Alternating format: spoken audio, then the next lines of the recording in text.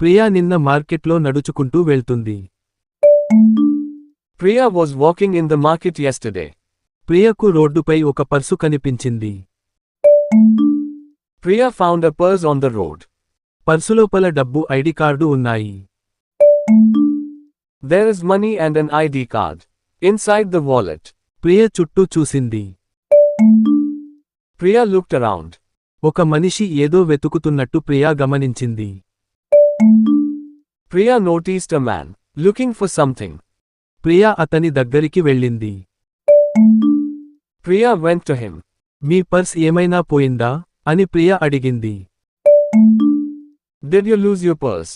Priya asked. అవును, నా purse పోయింది అని అతను ప్రియాతో నవ్వుతూ అన్నాడు.